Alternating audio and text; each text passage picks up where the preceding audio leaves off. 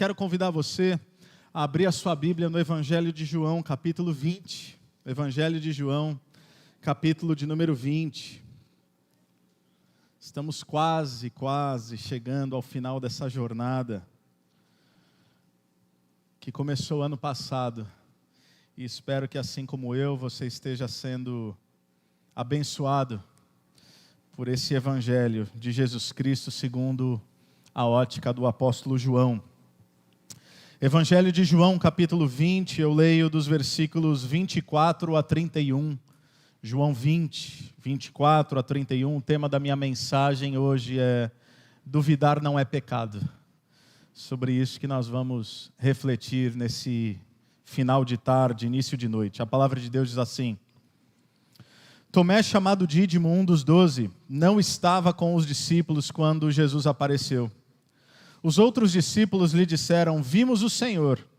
Mas ele lhes disse: se eu não vir as marcas dos pregos nas suas mãos, não colocar o meu dedo onde estavam os pregos e não puser a minha mão no seu lado, não crerei. Uma semana mais tarde, os seus discípulos estavam outra vez ali e Tomé com eles.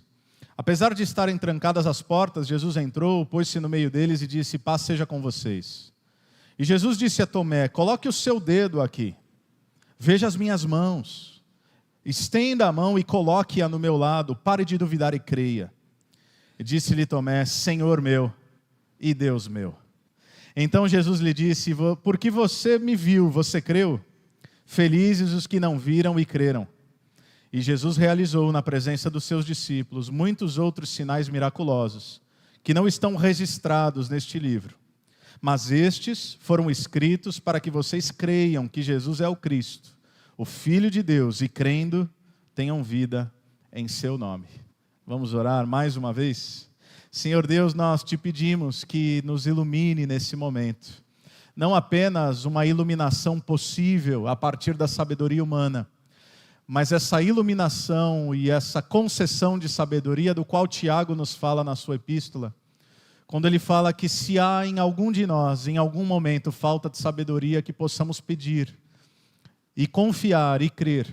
Não pedir com a mente dividida, mas inteiramente nos entregarmos, e o Senhor assim nos concederia a sabedoria necessária. Portanto, o ser humano, o homem carnal, ele discerne apenas as coisas naturais, mas o homem espiritual, aquele que tem em si o Espírito, aquele que é em si mesmo a habitação do próprio Espírito, esse é capaz de discernir, não por si mesmo, mas pelo próprio Espírito, aquilo que é a tua verdade, as verdades eternas. Então, fale conosco, teu povo, a tua igreja, neste momento, assim como o Senhor tem nos falado sempre.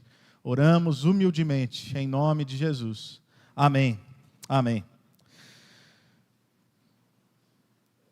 Esse tema da dúvida é um tema que particularmente me encanta bastante. Talvez pela maneira como eu penso, talvez pela maneira como minha mente funciona. Não sei quanto a você, e por mais óbvio que isso possa soar na totalidade, mas para alguns isso é um tanto mais distinto, as coisas precisam fazer sentido para mim. Precisam me desafiar intelectualmente, precisam racionalmente serem colocadas de modo assim quase orquestrados para que então, fazendo sentido, isso ganhe em alguma medida a minha adesão. Então a fé cristã, ela é uma fé racional, mas ela não deixa de ser fé. E o que eu quero dizer com isso? A fé cristã, ela não é uma alienação do intelecto. A fé cristã tem sentido. A fé cristã tem historicidade, a fé cristã não contraria a lógica, contudo, ela ainda é fé e, portanto, por vezes, supera a lógica. Então veja, uma coisa é contrariar a lógica, outra coisa é superar a lógica. Porque se fosse apenas lógico, não seria fé, seria raciocínio. Eu me lembro quando criança, eu acho que eu tinha uns 8 anos de idade. Você que está aqui há algum tempo já entendeu e já me ouviu múltiplas vezes dizendo que eu fui criado na igreja. Minha mãe se converte quando eu tenho 2 anos de idade. Antes de converter-se à fé cristã, minha mãe, naquele momento, pré-conversão, era budista. E antes de ser budista, tinha sido Hare Krishna. E antes de ser Hare Krishna, tinha sido uma série de outras coisas. E quando você olha alguém assim, você pensa, puxa vida, que pessoa confusa. Pode ser, em certa medida. Mas você tem que admitir que há ao menos uma disposição da busca da verdade. Então minha mãe budista se converte, de modo bastante dramático, à fé cristã. Eu tenho 2 anos de idade quando ela se converte, então, desde que eu me conheço por gente, eu passei por todas as classinhas do ministério infantil. Contudo, houve um momento na minha infância, ali por volta de 7, 8 anos de idade, que fazíamos parte de uma igreja, e essa igreja, e eu quero falar assim, muito respeitosamente, mas desde pequeno eu já vi que tinha coisa que eu gostava e tinha coisa que eu não gostava, inclusive no que diz respeito à igreja. Por quê? Porque essa igreja não tinha ministério infantil. As crianças ficavam no culto. Ou elas ficavam quase num cercadinho reservado às crianças, elas sentavam todas juntas, ou elas ficavam quietinhas ao lado dos seus pais. Tá bom. Então eu ficava ali no culto.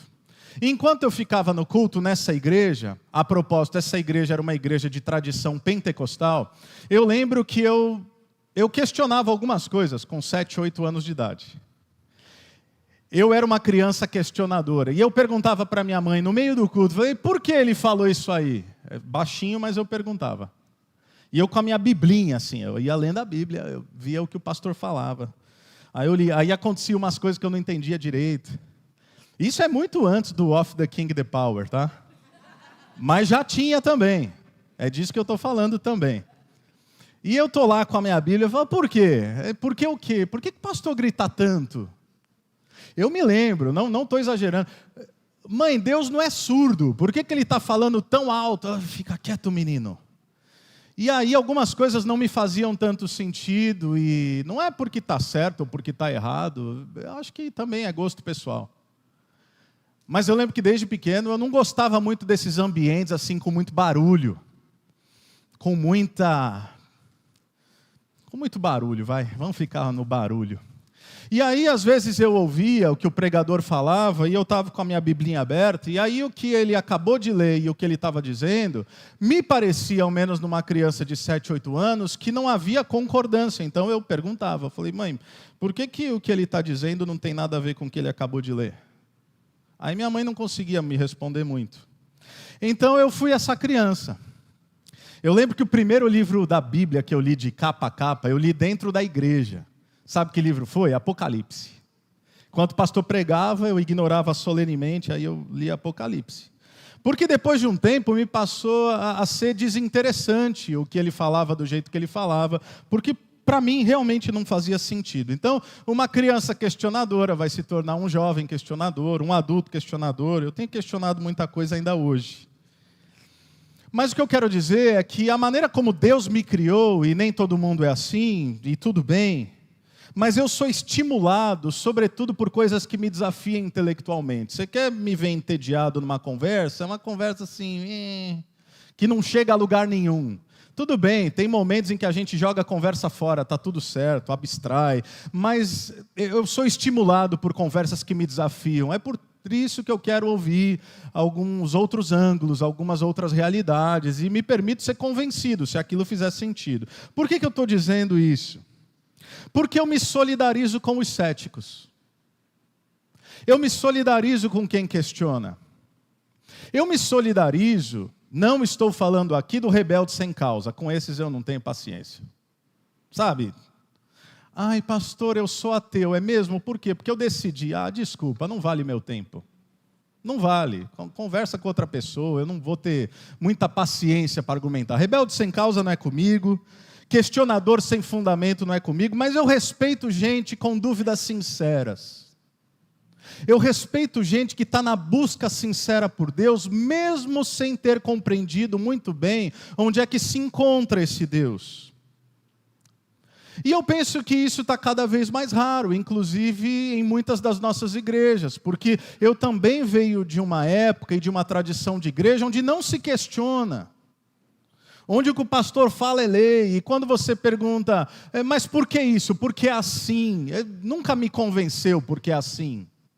Nunca me convenceu usos e costumes. Nunca, se você sabe do que eu estou falando, nunca me convenceu esse negócio de sempre fizemos assim, não estamos dispostos a mudar. Então, gente sincera que possui dúvidas sinceras, inclusive sobre Deus, sobre a Bíblia e sobre a fé, tem os meus ouvidos e minha atenção. Porque eu sou um pastor que crê, mas a minha fé não foi sempre privada de dúvidas. E eu estou dizendo isso tudo porque aqui nós nos deparamos com alguém que normalmente é conhecido pelo quê? Quando você ouve falar de Tomé, tá? Sem elaborar teologicamente, sem pensar assim, não, o que o pastor quer que a gente responda? Não, esquece isso. Quando você pensa em Tomé, qual é a primeira coisa que você lembra? Pode falar. Ver para crer, é isso. Então, quando você pensa em Tomé, um dos 12, apóstolo de Jesus Cristo, é o Tomé incrédulo, não é isso? Então é o sujeito que tem dificuldade, está dando uma de Tomé aí, quer dizer, é o cara que crê, mas não crê muito, e ele tem que ver, ele tem que tocar. Mas eu quero propor para vocês que eu acho que Tomé é um tanto injustiçado. Injustiçado ao receber esse adjetivo, porque quando nós lemos o próprio Evangelho de João, e já lemos juntos, você que está aqui há pelo menos um ano, você vai se lembrar, por exemplo, do episódio de João capítulo 14, quando Jesus está dizendo o seguinte, olha, eu vou para um lugar, vocês sabem, e está todo mundo quieto. Aí o Tomé, ele abre a boca, João 14, versículo 4, depois de Jesus ter dito, vocês conhecem o caminho para onde eu vou, melhor dizendo, versículo 5, ele diz, Senhor, não sabemos para onde o Senhor vai não. Nós não sabemos. Para onde é que o Senhor vai? Então, como é que a gente vai saber o caminho? Isso é João 14, versículo 5. Que bom que Tomé abriu a boca, porque estava todo mundo sem entender nada, mas com vergonha de perguntar. E é à luz desse questionamento de Tomé que nós temos um dos versículos mais belos de todo o Novo Testamento, João 14, versículo 6, que Jesus diz o quê? Em resposta a Tomé, eu sou o caminho, a verdade e a vida, ninguém vem ao Pai a não ser por mim. Agradeça a Tomé por esse versículo. Porque se Tomé permanecesse calado, ou tivesse permanecido calado, Jesus não teria dito, quem sabe, essas belíssimas palavras. Há um outro episódio interessante, João 11. João 11, Jesus está querendo voltar ali para perto de Jerusalém. É em João 11 que ele vai ressuscitar Lázaro, lembra disso? E em João 11, versículo 8, Tomé diz uma coisa ali interessante. Porque Jesus fala, eu vou voltar. Aí ele fala, mas mestre, há pouco, os discípulos dizem na verdade, mestre, há pouco os judeus tentaram apedrejar-te. E assim mesmo vais voltar para lá? Então, peraí, você já sofreu um quase atentado. Você sabe que a turma quer te pegar. Você vai voltar para lá para quê? Isso é João 11, versículo 8. E aí Jesus elabora, tem que voltar, e vamos lá, e não sei o quê. Aí João 11, versículo 16, João diz, então Tomé, chamado Dídimo, mesma expressão que ele usa aqui, disse aos outros discípulos, olha o que Tomé diz, vamos também para morrermos com ele. Então Tomé discerniu que Jesus não deveria voltar diante da possibilidade de morrer, mas uma vez decidindo voltar, e tendo diante de si a morte quase certa, Tomé diz, então se ele vai, a gente vai junto, e se ele morrer, a gente também se entrega. Isso parece a visão de um cético para você? Para mim não. Isso parece a visão de um incrédulo para você? Para mim não. Isso não parece alguém que tem dúvidas a respeito do fundamento da sua fé. Então, por que Tomé é assim chamado e o que esse texto, a partir das lentes de João, está tentando nos dizer? Olha o versículo 24. Tomé, chamado Dídimo, um dos 12, não estava com os discípulos quando Jesus apareceu. Eu quero sugerir que Tomé não era um incrédulo. Até porque palavras importam. Nós acabamos de ver aqui 2 episódios de posturas sinceras desse discípulo corajoso de Jesus. E João vai enfatizar aqui, não sem razão, que Tomé, chamado Dídimo, Dídimo significa gêmeo. Tá? Provavelmente tinha um irmão gêmeo. Tomé, o gêmeo, era um dos 12, um dos escolhidos por Jesus, um daqueles que haveria de ser enviado, um dos apóstolos.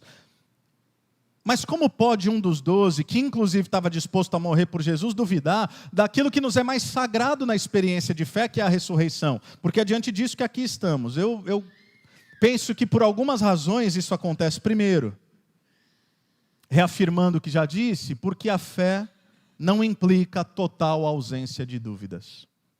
Deixa eu te dizer uma coisa, se em algum momento você passar por um momento tenebroso, por dúvidas, por questionamentos, não se sinta culpado. Fé não é ausência de dúvidas. Uma fé aprovada é uma fé que inclusive passou por dúvidas. Não há problema nenhum em duvidar, mas há uma diferença entre duvidar e ser incrédulo. Portanto, Tomé não era incrédulo, porque duvidar significa a atitude de alguém que diz: eu quero muito crer, mas por essa razão ou por essas razões eu não estou conseguindo nesse momento. Esse é o ser que duvida. O incrédulo é o oposto disso. Não é alguém que quer muito crer e por alguma razão não consegue. O incrédulo é aquele que não se abre à possibilidade da crença. Ele não deseja crer, mesmo que todas as evidências estejam diante dos seus olhos. Então, há uma diferença entre dúvida, incredulidade, que vai se manifestar em último estágio em rebeldia, que é a completa indisposição de ter o coração e os ouvidos abertos para aquilo que Deus tem a dizer. Então, Tomé é um duvidoso, mas não um incrédulo, e isso faz muita diferença. Nenhum dos discípulos aqui imaginava que Jesus iria morrer. Nós já vimos isso, temos visto isso há semanas, vimos isso na ocasião da Páscoa. Porque a morte de Jesus literalmente bagunça com a cabeça de todos eles. Maria estava lá querendo ungir o corpo de Jesus, mesmo quando uma pedra estava fechando o túmulo, não faz sentido. Os outros discípulos no caminho de Emaús, que Lucas nos conta, completamente enlutados, saindo de Jerusalém, não faz sentido. Pedro que entra no túmulo e não entende imediatamente o que está acontecendo, não faz sentido. Jesus que aparece no mesmo João 20, no texto anterior, na perícope anterior, e eles pensam que é um fantasma, não faz sentido. Por que não faz sentido? Porque a mente está bagunçada. Porque primeiramente não fazia sentido um Deus que morre, um Messias que se entrega, um Salvador que aparentemente, pela perspectiva humana, perde. Então esse estágio de caminhada que Tomé agora nos evidencia, é o que eu estou chamando de estágio de turbulência. Está tudo bem. Jesus é aclamado pelas multidões, Jesus traz de volta à vida seu amigo Lázaro, Jesus entra num jumentinho como quem cumpre as profecias do Antigo Testamento, sendo ele o rei que vem. Mas o que acontece de domingo para quinta? Tudo bagunça. Que história é essa de na última ceia ele falar que ele vai morrer, que um deles vai trair, que o resto vai abandonar, que antes do galo cantar o Pedro já vai ter negado 3 vezes? Que história maluca é essa? É muita coisa em pouco tempo para poder assimilar.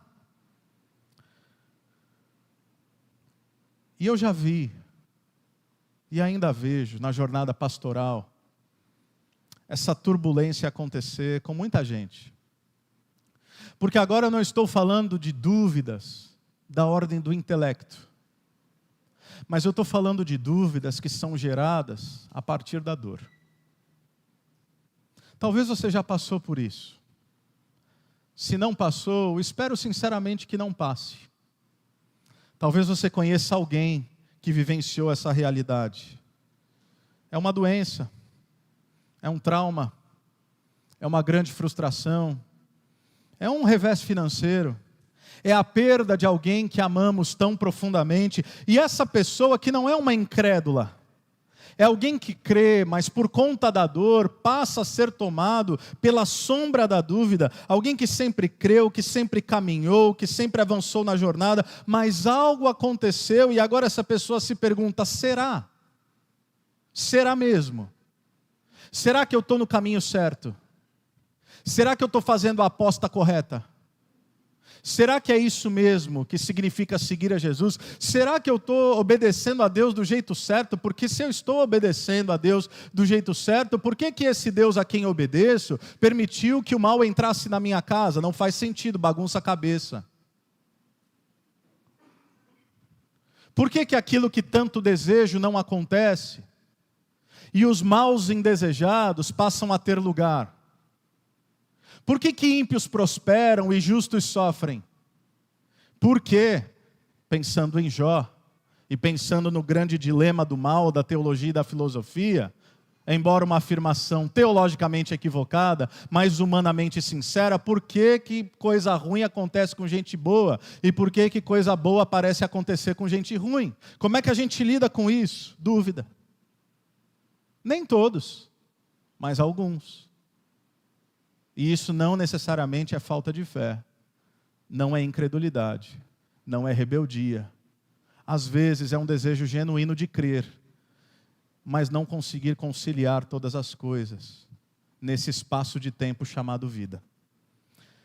Esse tipo de dúvida eu não creio que é doutrinariamente justificável. Como pastor, não creio, mas é humanamente compreensível. É por isso que quando vejo alguém em dor, em luto, em perda, falando coisas que eu doutrinariamente considero absurdas, eu não me ofendo. Nem sempre repreendo. Às vezes só ouço. Às vezes oro. Às vezes derramo junto do outro as lágrimas que caem do seu rosto.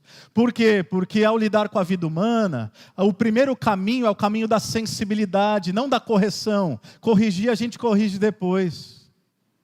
A argumentação teológica a gente faz depois. Mas eu não posso olhar para uma mãe enlutada diante do seu filho e dar uma resposta pronta, insensível, que diz, fica tranquila, viu? Vai dar tudo certo. Vai dar tudo certo o quê? Já deu errado. Aliás, eu acho que é isso que falta a muitos cristãos, sensibilidade. Humanidade. Deixa o convencimento e a argumentação para depois. Terceiro, todos os discípulos estavam reunidos no domingo de Páscoa, menos Tomé. Por que ele ainda não crê? Porque ele não viu o que os outros viram. É fácil recriminá-lo e dizer que ele é o cara que tem que ver para crer, mas os outros viram, né? Então, quer dizer, se não tivessem visto, iam fazer como Tomé? Não sei, pode ser. Tomé não estava ali, os outros 10 já tinham visto. É claro que há dificuldades aqui no Tomé, e há dificuldades que talvez eu e você possamos nos relacionar e nos solidarizarmos e termos empatia ou até recriminarmos em alguma medida. Mas por que Tomé não estava ali no domingo da Páscoa quando os outros 10 estavam? Eu não sei, o texto não diz. Era por luto, era por desconfiança, era por medo, era por indiferença. O fato é que ele não estava lá. Mas é interessante pensar que mesmo que não tenha sido o caso de Tomé, não posso afirmar, o ceticismo pode, por vezes, gerar algum nível de distanciamento. E eu creio que isso é uma aplicação pastoral para os nossos corações. A dúvida tem o seu lugar, mas ela não pode se tornar ceticismo e nem incredulidade. Aliás, que é um termômetro fácil que nós pastores identificamos quando alguém não está bem, simples, objetivo e rápido, a pessoa se afasta. Agora deixa eu te dar um conselho em nome de Jesus. Quando você não estiver bem, quando você estiver desanimado, quando você passar por algum tipo de crise de fé, se é que você vai passar, espero que não passe. Mas se passar, quer um conselho prático, objetivo, não se afaste. Chegue mais próximo. Não abandone a comunhão, porque esse é o grande... É a grande armadilha do inimigo das nossas almas. De repente a pessoa ela não está muito bem, ou ela está até em pecado mesmo. O que ela faz? Ela corre para a cruz? Não, corre dela. Porque é o inimigo das nossas almas tentando dizer aos nossos corações, não vai na igreja não, você não está bem. Não vai não, o pessoal lá vai descobrir. Não vai não, continua vivendo a sua vida. Se você for, não vai adiantar. Ou quem você pensa que é para ir, você não é digno ao tipo de vida que você está levando. Então perceba que por mais que não seja, não há subsídios para afirmar que seja algum tipo de pecado do Tomé que fez com que ele se ausentasse a comunhão junto aos discípulos do domingo de Páscoa, creio que é uma aplicação ao nosso coração. Não permita que a dúvida se torne ceticismo, se torne incredulidade, se torne resistência e gere em você algum nível de afastamento da comunhão. O autor aos Hebreus já dizia isso, quase 2000 anos atrás. Não deixem de reunir-se como igreja, como é o costume de alguns. Há cristãos que quando não estão bem, eles simplesmente se afastam. E é exatamente no momento das nossas fragilidades que nós deveríamos nos aproximar ainda mais da comunidade dos discípulos de Jesus, da comunhão. Aliás, é Paulo que vai dizer, naquele texto tão conhecido, Romanos 10:17, que a fé vem pelo ouvir, e ouvir a palavra de Deus. Você pode ouvir a palavra de Deus na sua casa? Pode, mas se você já está mal sozinho, meu amigo, ao menos aqui, assim, pode não ser o melhor dos dias, mas você está sendo nutrido, equipado, ministrado, alimentado com a palavra de Deus. E isso vai te fortalecendo, mesmo que você não perceba. É como um ambiente de cura, que vai te curando aos poucos, em doses homeopáticas. E aí aquilo vai te fortalecendo, e daqui a pouco você fala, é isso, bora para a vida de novo. Vamos caminhar de novo, vamos servir de novo, vamos estar com os irmãos de novo. Os outros discípulos, versículo 25 vai dizer, disseram a Tomé, nós vimos o Senhor, Tomé. Mas ele lhes disse, se eu não vir as marcas dos pregos nas suas mãos, não colocar o meu dedo onde estavam os pregos, e não puser a minha mão do seu lado, não crerei. Aí, assim, eu estou tentando defender o Tomé. Eu vou defender de novo depois, mas deixa eu abrir um parênteses. O Tomé também aqui ele não ajuda. Porque a oração do Tomé, e porque isso é uma fala, mas é uma oração, é igual a pessoa que fala assim, se Deus existe mesmo, sabe esse tipo de oração assim? Mas você vai ver como até oração tola Deus ouve, por isso que nosso Deus é maravilhoso. Se Deus existe, eu quero que Ele apareça aqui na minha frente. Que negócio de maluco, né? Mas tá bom, mas Deus tem os jeitos dele. O ponto é que os discípulos estão dizendo, Tomé, nós vimos o Senhor. E esse eles disseram, está no grego, num tempo verbal imperfeito. O que isso quer dizer? Que eles disseram e disseram e disseram e disseram. Eles repetiram. Tomé, você não está entendendo, nós vimos ele. Não, veja bem. Tomé, nós vimos. Não, mas eu não sei. Tomé, você não está, eu acho que você não está assim, discernindo. Nós vimos. Pergunta para o Pedro, pergunta para o João. Todos nós vimos. Aí Tomé deve ter pensado, alucinação, está todo mundo alucinado. Não é interessante que no momento que Tomé se encontrava, nem mesmo a credibilidade dos seus amigos mais próximos foi suficiente para convencê-lo? E isso certamente nós temos que tomar cuidado. Que nos momentos de escuridão da mente e do coração, pode ser que pessoas que nos amam, nos falem a verdade, e nós ainda fiquemos ofendidos com a verdade que nos é dita, e nós podemos olhar e dizer, não, eu não quero saber do que você está dizendo. Eu não quero saber do que você está falando. Eu não quero saber do que você viu. O que você viu serve para você, eu não vi. Então vai me desculpar, eu preciso tocar. Perceba que ele dá uma série de características. Eu tenho que ver as marcas dos pregos, eu tenho que colocar o meu dedo onde estavam os pregos, eu tenho que colocar minha mão no seu lado. Se eu não fizer essas três coisas, eu não vou crer. E aí olha o que acontece. Versículo 26. Uma semana mais tarde, os seus discípulos estavam ali outra vez. E Tomé agora com eles. Apesar de estarem trancadas as portas, Jesus entrou, pôs-se no meio deles e disse, paz seja com vocês. Um repeteco da semana anterior, lembra do texto? Portas trancadas, Jesus entra. Como? Não faço a mínima ideia, o texto diz que ele entra.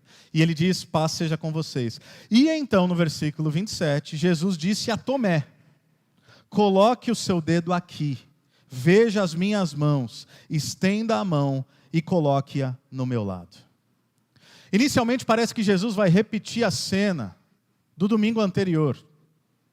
Mas dessa vez Jesus ele entra, diz paz seja com vocês e se dirige imediatamente a Tomé dizendo, Tomé, me dá sua mão. Tomé, toque minhas feridas. O que Jesus está fazendo aqui, gente? Eu penso que Jesus está nos mostrando que Ele não se ofende e nem rejeita nossas dúvidas sinceras. Porque concorda comigo que Jesus poderia chegar assim, detonando tudo? Concorda que Ele tinha todo o direito, o Cristo ressurreto, que já apareceu para Maria Madalena, que já apareceu para os outros 10 discípulos. Agora chega para um dos 12, com quem Ele gastou 3 anos e meio. Jesus tinha todo o direito de chegar para Tomé e falar, então é você, camarada? O que eu faço contigo, hein? O que eu faço com você? Incrédulo. cheio de dúvida. Já apareci, você não creu. Já apareci para os teus amigos, você não creu. Tem 10 camaradas te falando que eu ressuscitei. Tem a mulher falando que eu ressuscitei. Você não crê. Tomé, não sei, vou ter que te explodir aqui com um raio na cabeça. Podia, né? Ou falar, Tomé, tentei contigo, viu? 3 anos e meio de discipulado, mas perda de tempo. Vai viver tua vida, vai fazer outra coisa, porque eu não estou muito afim, não. Aliás, eu tenho poucos dias aqui na terra, é melhor eu selecionar bem quem vai me representar. Desculpa, falhou. Não, Jesus ele chega, podendo dar uma bronca, podendo desabafar, podendo falar é sério, que depois disso tudo você não crê, mas Jesus chega com uma gentileza, ao menos a maneira como eu leio esse texto, que me lembra, por exemplo, o coração de Deus descrito pelo profeta Isaías, capítulo 42. Isaías 42 diz que Deus não quebrará o caniço rachado e não apagará o pavio fumegante. Sabe o que é essa imagem? É que não importa se já está fragilizado, se já está fraco, se é pequeno, se um sopro já derruba. O coração de Deus eu não desprezo corações quebrantados. Eu não desprezo as pessoas e suas limitações e suas falhas. Eu não desprezo suas dúvidas, suas inquietações. Então, Jesus oferece a Tomé exatamente o que Tomé precisava para crer. O que ele precisava? Tocar? Não, porque perceba, se você ler esse texto vez após vez, você não vai ver João dizendo que Tomé tocou Jesus. Isso não aconteceu, e isso é incrível. Porque Tomé tinha dito que a não ser que ele visse e tocasse, somente então ele poderia crer. Mas Jesus se manifesta diante de Tomé. Jesus conhecendo suas angústias, Jesus conhecendo suas inquietações, Jesus que ouve as orações, e fala, Tomé, é isso que você precisa para voltar? Eu estou aqui. Não há desprezo, não há condescendência, não há revanchismo, não há inquietação da parte de Jesus, não há nada disso. Isso me lembra, por exemplo, aquele texto lá no início do ministério de Jesus, quando Natanael, ouvindo falar de Jesus, que talvez fosse o Messias, ele disse, será que pode algo bom vir de Nazaré? E aí o outro discípulo disse a ele, vem ver. E aí ele vai. E quando ele chega, Jesus não prega um sermão, Jesus não joga na cara a dúvida dele. Jesus olha para Natanael e fala, Natanael, eu te vi debaixo da figueira. Tudo fez sentido. O que Natanael estava pensando, orando, falando com Deus debaixo da figueira? O texto não diz. Portanto, não faço a menor ideia. Mas me parece que Jesus está fazendo exatamente a mesma coisa. Porque mesmo Jesus, fisicamente não estando presente momentos antes, onde Tomé diz, eu tenho que ver, eu tenho que tocar, eu tenho que ver os furos nas mãos, eu tenho que ver as chagas. Jesus não precisava estar presente para conhecer o coração de Tomé. Ou seja, esse é o nosso Deus, um Deus que nos ouve. Um Deus que ouve nossas orações, repito, as mais absurdas, as mais duvidosas, as mais inquietas, as mais ansiosas, as mais angustiantes. Ele ouve, Ele não despreza, desde que elas sejam feitas a partir de um coração sincero. De modo que, por que Jesus oferece a Tomé exatamente o que ele havia pedido? Creio porque Jesus sabia que a fé de Tomé estava enfraquecida, mas o seu coração era sincero. Essa semana eu tive uma conversa inusitada, mas muito agradável. Eu não sei se a pessoa que conversou comigo vai ouvir esse sermão depois. Mas é um rapaz que veio de Londrina para sentar comigo 2 horas. E aí alguém intermediou essa conversa, então quer dizer, ele dirigiu 2 horas e meia para vir, 2 horas e meia para voltar, 5 horas para ter uma conversa. Por quê? Porque ele cheio de dúvidas e cheio de questionamentos, alguém que... Primeira coisa que me disse foi, pastor, só para a gente começar a conversa, eu não sou ateu não, tá? Falei, ok, tá bom, é bom saber com quem que eu estou lidando. Ele fala, mas eu tenho muitas dúvidas, o senhor não vai se ofender? Eu falei, não tem a menor chance de eu me ofender, porque qualquer dúvida que você tenha não diz respeito a mim, então vai lá. E aí ele pegou o celular, ele falou, eu fiz uma lista para não esquecer. Eu falei, vamos zerar essa lista. E aí nós sentamos aqui no café, por pouco mais de 2 horas. Ele tinha perguntas sobre Deus, sobre a fé, sobre a igreja, sobre a religião, sobre a Bíblia, sobre o Antigo Testamento, sobre o Novo Testamento, sobre Jesus, sobre a ressurreição. Mas não é assim, repito, rebelde sem causa, porque também, repito, com esses não tenho muita paciência, que Deus me ajude. Mas vi um menino cheio de questionamentos, mas cheio de sinceridade. A última pergunta dele, curiosamente, foi: pastor, tá bom, tá tudo fazendo sentido para mim, posso te fazer uma última pergunta? Falei: fique à vontade. Ele disse: ressurreição aconteceu mesmo? Falei: excelente pergunta. Porque se ela não aconteceu, eu estou dedicando a minha vida a um erro. Se ela aconteceu, é bom que você venha para o nosso lado. E aí eu expliquei para ele por que a ressurreição era o grande fundamento da história da fé cristã. E quando eu falei da ressurreição e falei, por exemplo, você já leu os evangelhos? Ele falou: já li todos, pastor, algumas vezes. Aliás, tá vendo? Um cara que não é de igreja, às vezes, dá um baile em quem está na igreja todo domingo, tenho certeza. Ixi, ó, ficou uma escuridão agora. É um sinal. Vamos lá, gente, tá tudo certo. Aí eu falei: você leu? Ele falou: eu li. Falei: você concordaria que os discípulos, nos evangelhos, eles são afeitos ao poder? Ele falou: sim. Concorda que eles são confusos? Sim. Concorda que eles são medrosos? Sim. Falei: o que aconteceu, hein? Falou: o que aconteceu como, pastor? Falei: o que aconteceu? Que homens medrosos, afeitos ao poder e cheios de dúvidas, se tornaram corajosos a tal ponto de todos, com exceção de João, viverem mortes violentas. Você acha que foi por uma ideia? Você acha que foi por um fantasma? Falei: meu irmão, eu vou te dizer pelo que foi. Porque quando eles viram o Cristo ressurreto, eles disseram: nós proclamaremos isso até o final dos nossos dias, mesmo que isso nos leve à morte. Ele encheu os olhos de lágrima, eu junto. Tomé. Dúvidas sinceras. Eu tenho que admitir que, como pastor, eu prefiro 10 Tomés que ousam duvidar, mas são sinceros, do que 100 membros de igreja que ouvem tudo que eu falo, não questionam nada do que eu digo, mas fingem crer naquilo que prego. E apenas fingem, porque se crescem de fato, mudanças verdadeiras seriam vistas nas suas vidas. Eu prefiro uma sinceridade que questiona, do que uma hipocrisia que só ouve. E não ousa ter a coragem de dizer: eu discordo, e essa é a razão pela qual não vivo o que esse livro diz. Então Tomé nos ensina. Tomé nos ensina que é possível fazer perguntas. E aí Jesus olha para Tomé e diz: pare de duvidar e creia.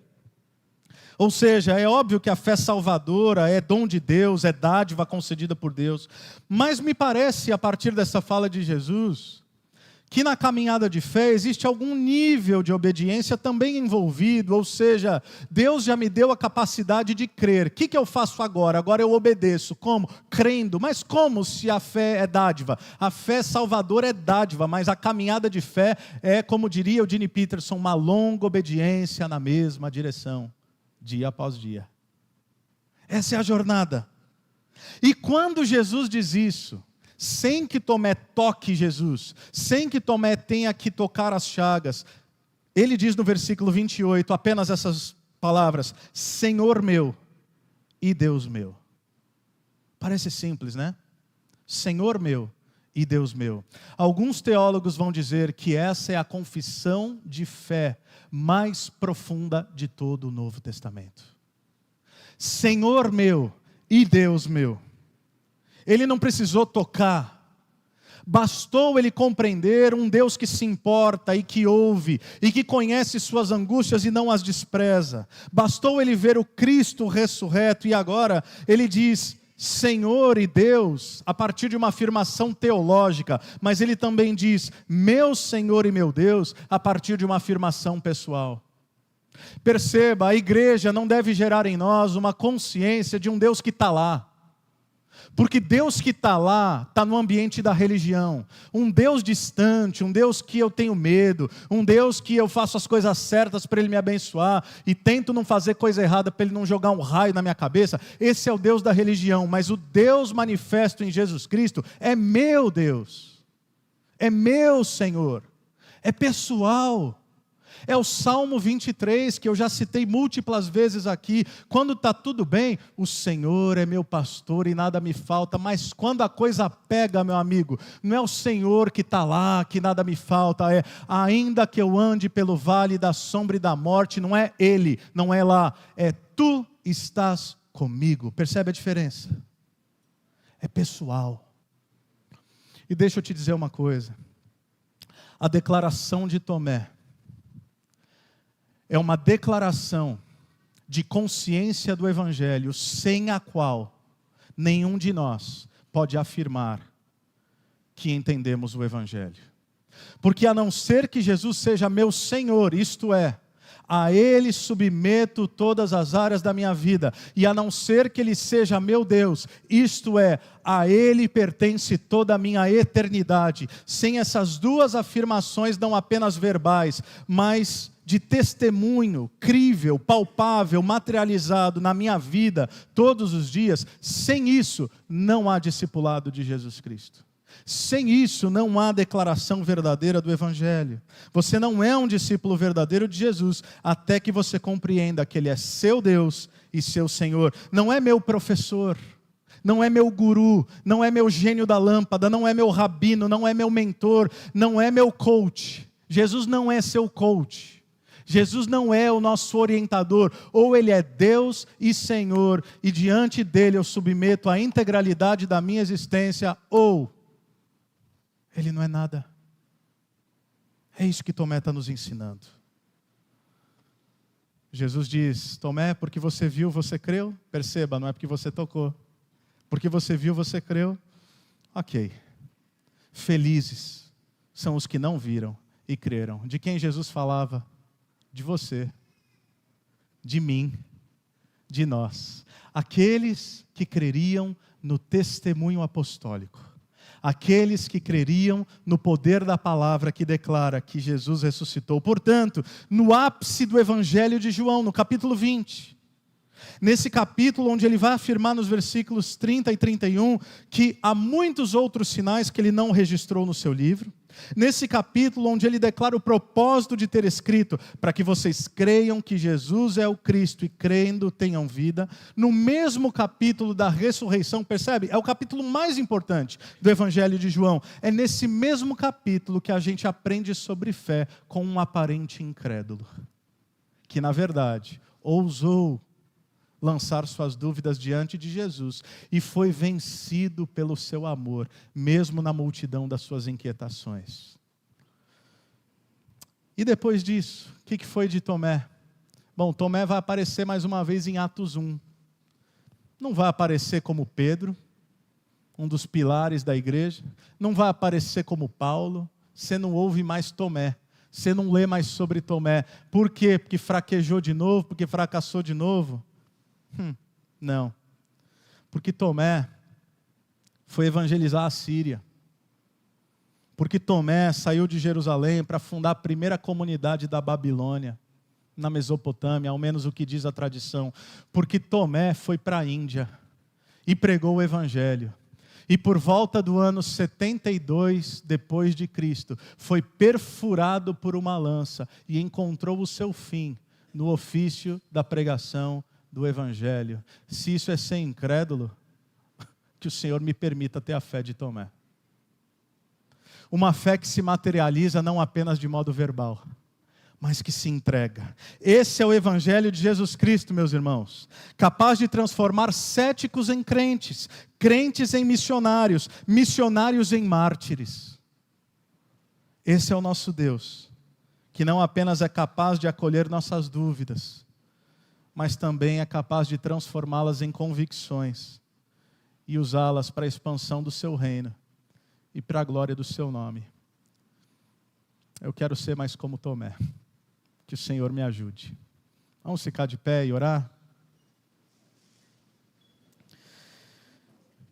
Senhor Deus, nos conceda essa fé. Uma fé que pode passar por momentos de adversidade.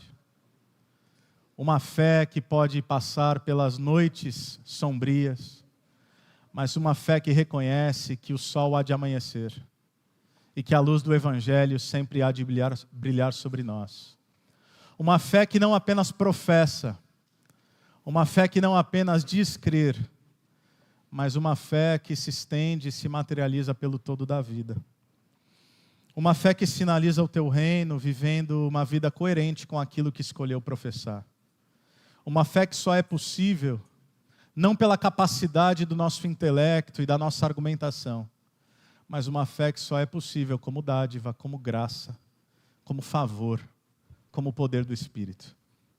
Que o Senhor nos torne esse tipo de gente. Que o Senhor nos faça ser esse tipo de igreja. Uma igreja que não tem medo de expor suas fragilidades. Um povo que reconhece que ainda não chegou lá, mas que, tal como o apóstolo Paulo, uma coisa faz. Esquecendo aquilo que ficou para trás, prossegue para o alvo, e o alvo é Jesus Cristo. O destino é uma pessoa. Essa pessoa que é ao mesmo tempo autor e consumador da nossa fé. Portanto, nos fortaleça. Fortaleça o cansado. Fortaleça o duvidoso. Fortaleça e conceda fé àquele que, quem sabe, ainda está tentando crer e não se entregou verdadeiramente ao Cristo, como seu Senhor e seu Deus. Que isso aconteça como manifestação do poder do Evangelho. Afinal, não nos envergonhamos do Evangelho, porque ele é o poder de todo aquele que crê. Primeiro do judeu, depois do grego, como está escrito. Um Evangelho que do início ao fim se manifesta pela fé, pois o justo viverá pela fé. Uma fé que não está ausente de dúvidas, uma fé que não está ausente de questionamentos, mas uma fé que está enraizada na pessoa e obra de Jesus, o Cristo. E é no nome dele que oramos, em nome de Jesus. Amém. Amém.